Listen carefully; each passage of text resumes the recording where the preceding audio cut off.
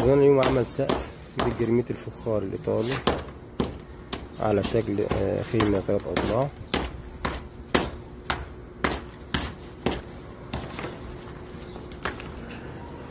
طبعا هنا اول شيء قصينا في الجدار من فوق علشان نشيل الياسة اللي فوق الخرسانة، وبعدين ثبتنا فرنشات بمسامير في الخرسانة.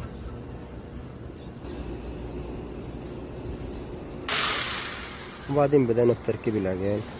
طبعا كاميرات 12 حرف اتش مع تيوبات 6x3، ابلكاش 9 مللي اندونيسي، عازل مائي خليجي دبل فايبر،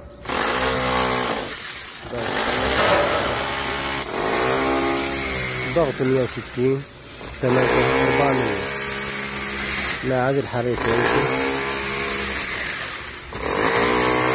مع جرميت فخار ايطالي. وبكده تم الانتهاء من تركيب العجال. طبعا البنا هيجي يسوي المباني من تحت الكمر، وبعدين بعد ما يخلص مباني نيجي احنا نركب السقف، الكاميرات والابلكاش والعازل المائي والعازل الحراري والجرميت. وكده بعد انتهاء المباني بدأنا في تنزيل الكاميرات، كاميرات 12 حرف اتش مع فرش تيوبات 60-30. طبعا مع تركيب ديكور خارجي الإنارة 30×15، وهنا جنب الجدار يركب مجرى مية.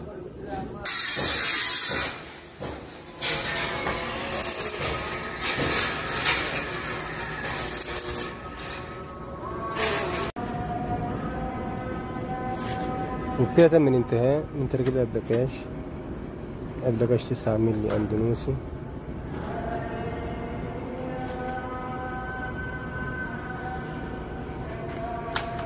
وتركيب مجرى المية، وتركيبه في الجدار 4 سم، تقفيله بالخلطة.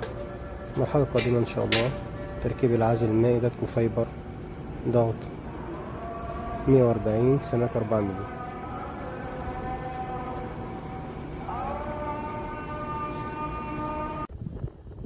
الآن بيتم تركيب العازل المائي داتكو فايبر، ضغط 140، سماكة 4 مللي.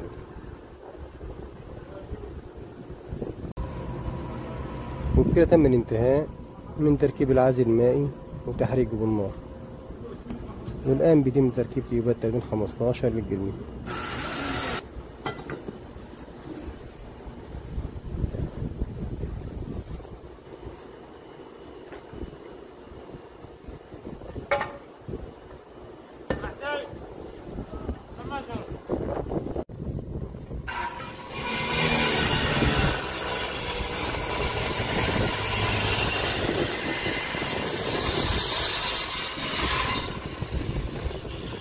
والآن بيتم اختبار المياه للعزل عشان لو في أي تهريب ولا أشياء قبل تركيب الجرميت نقدر نعمل.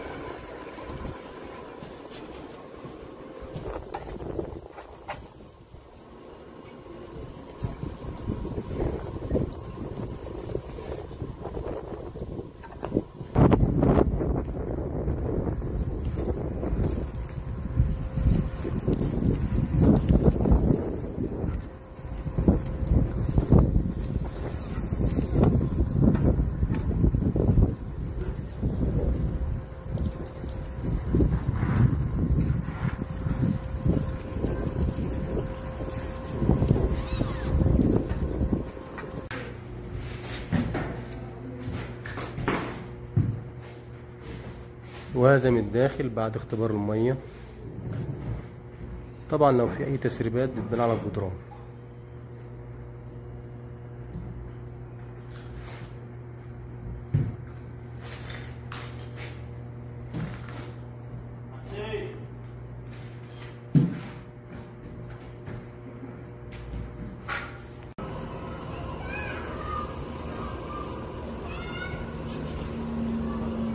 وكده تم الانتهاء من تركيب تيوبات 30×15.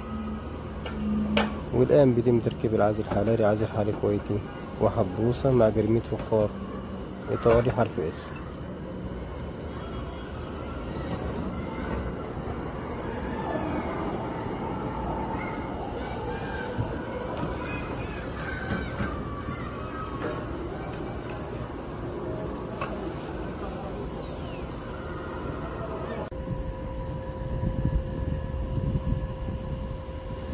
وبكده تم الانتهاء من تركيب الجرميد.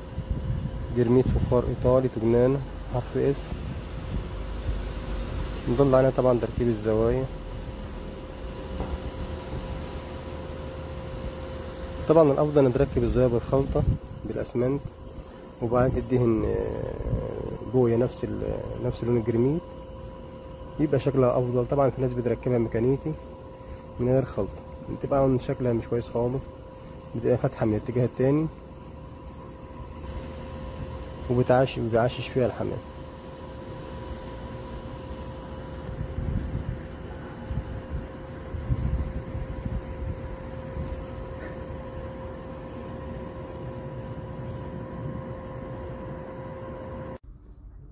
والآن بيتم تركيب الزوايا بالأسمنت.